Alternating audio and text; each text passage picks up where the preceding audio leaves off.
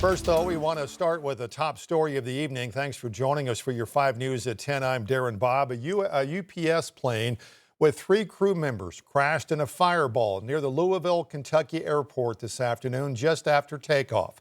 Kentucky's governor confirmed at least 7 people are dead, 11 are injured, and he says those numbers are expected to rise. Louisville police say a shelter-in-place has now been issued for all locations within 5 miles of the airport. Cheryl Hubbard has the latest details.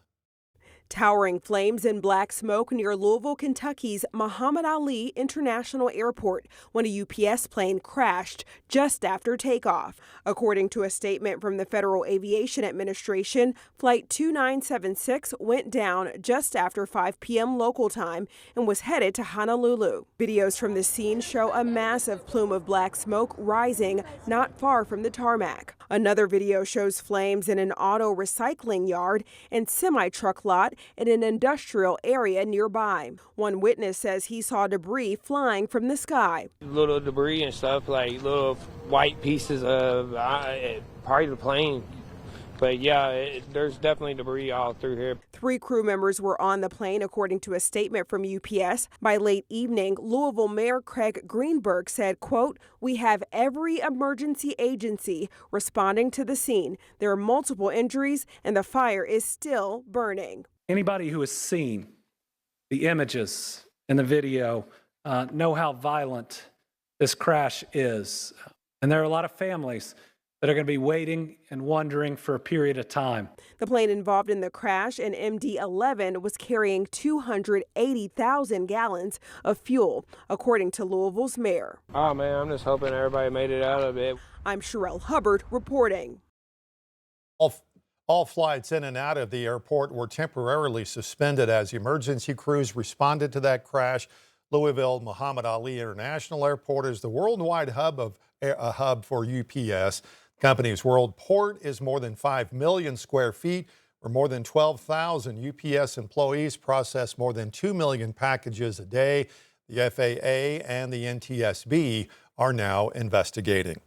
Let's talk about the forecast now. Chief Meteorologist Scott Covert's here with a look at a very nice next couple of days until the weekend gets here. Until the weekend, then we're talking about some big changes out there. Tomorrow, though, is going to be a really nice day. We're looking at low 50s across the area in northwest Arkansas, abundant sunshine. It's going to be another really good day. In fact, it's going to be a lot like today. The only difference, not going to deal with that wind like we did today. It's back tomorrow.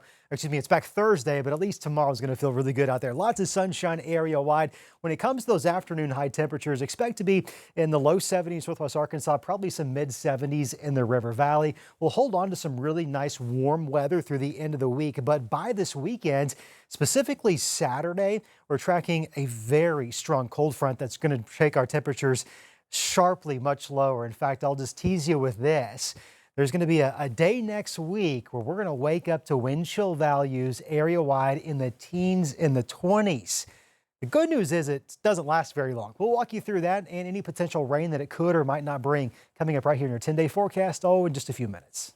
All right, Scott, thanks. At the nation's capital, the federal government shutdown will continue into this week and become the longest impasse in U.S. history. Senate failed for a 14th time today to advance a bill that would end the stalemate. Despite the failed vote, lawmakers from both parties have hinted that both sides of the aisle could reach a deal as early as this week. Senate Republicans will meet with the president at the White House tomorrow and are expected to talk about the Senate's filibuster rules, which would make it easier to pass legislation. Meanwhile, tonight, the Fayetteville City Council is taking steps to address food insecurity, passing an ordinance to create a new food commission. Council also is asking the governor to step up SNAP benefits after lapsed during the federal shutdown. 5 News reporter Lauren Spencer joining us now to tell us what this new commission, this new board, going to look like, Lauren? Yeah, Darren, as demand continues to grow at local food pantries even before the shutdown, city leaders say this is a step towards long-term solutions. Tonight, the city voted to create a commission specifically to fill the gaps where the city lacks in food resources, specifically healthy foods. But one thing keeps me up at night, and that's my community not having access to food. Monique Jones knows that all too well as both the Fayetteville City Council member and the outreach coordinator for the St. James Food Pantry. At its latest distribution day, the pantry gave out 800 boxes for families in need. Fresh greens, green beans. It's why she brought the creation of a food commission to the Fayetteville City Council, a group that will advise leaders on food deserts, community gardens, and access to healthy food. It's all about the social determinants of health. How do we help our community eat better, to be healthier? This new commission will have 8 members, from city leaders and farmers to those directly impacted by food insecurity. To learn from somebody that already has that experience. I don't need to tell you, you need to tell me. As the government shutdown continues and many face uncertainty over SNAP benefits, Jones says there was no time to waste. If this happens again, how are we prepared for it? Let's talk about visionary preparation. It's right on time, unfortunately. Councilmember DeAndre Jones also sponsored a resolution asking Governor Sanders to provide more support for Arkansans impacted by the SNAP lapse. That resolution passed unanimously. I want to do what I can do to advocate, and I believe that using our voice here, our platform here. Both say the goal is to lift up families with dignity. I'm just going to tell you, we was built for this. It's even baking season. Hey, we getting ready for Thanksgiving and Christmas. Food Commission will spend the next year looking for solutions and report its progress to the City Council in December of next year. Lauren Spencer, 5 News. All right, Lauren, thanks. Meanwhile, local school districts are finding ways to help its students that could be dealing with food insecurity during this government shutdown. Rogers Public Schools says more than 60% of their students qualify for free or reduced lunch. Superintendent for Eureka Springs says they are doing their best to help even during the challenging times when students aren't at school. We can feed our kids twice a day for free. We feed them a free breakfast and a free lunch, and we have different organizations that volunteer to come and pass those backpacks out to the kids. So that's helpful for the weekend as well. Fort Smith Public Schools sent 5 News a statement that says, in part, quote, our dedicated team of counselors and social workers diligently work to help students and families obtain the essentials they need. New tonight, families who had to evacuate their home because of a gas leak in Springdale are now back home.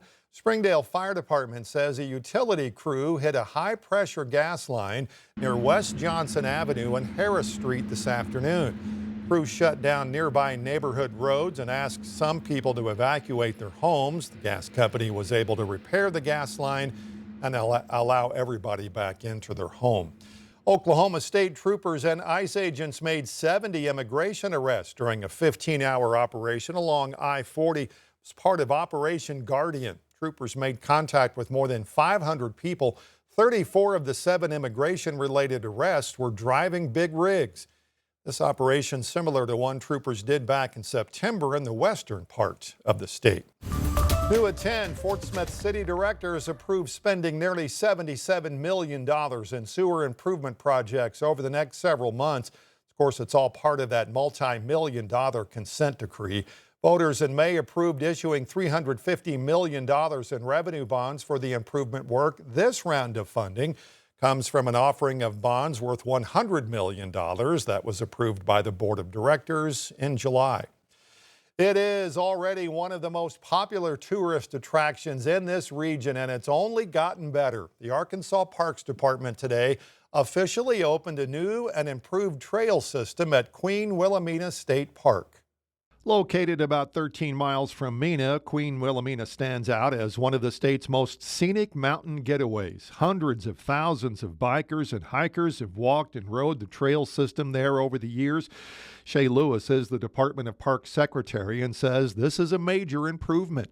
We've taken some of the existing trails that were here and modified them and enhanced them for multi-use. So you can ride mountain bikes, you can hike them, you can run them, or some of them you can even use accessible wheelchairs on as well.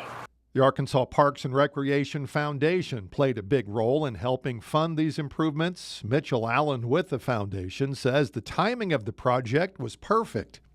Old trails, a lot of them were built sort of fall line and steep and kind of eroding away, and We just kind of tried to bring it back to a new era of trails that are accessible and everyone can use and love. Mena Mayor Seth Smith says this will do wonders for his city and the whole area. We're going to elevate Mena and this portion of the state and the whole state to a different level of tourism that's never seen before. Gives people more activities to do outside, which is we're piggybacking off the state as far as that goes, to get people outside their house, off those screens, just elevating that outdoor experience, and as I call it, tree therapy, to really get your mind right. Lewis says this is only the beginning. This is just the tip of the iceberg of what's taking place in Mena at Queen Wilhelmina State Park. What we're doing is we're really working through expansion of this state park and through a lease of property from the U.S. Forest Service to build a gravity downhill mountain bike park just outside of downtown Mena.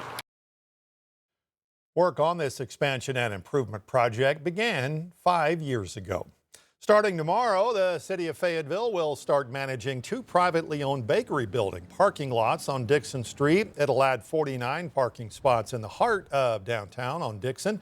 You'll pay anywhere from $1 to $3 an hour through the Park mobile app. City's intention on managing the lots is to create a managed parking environment in a bustling entertainment district.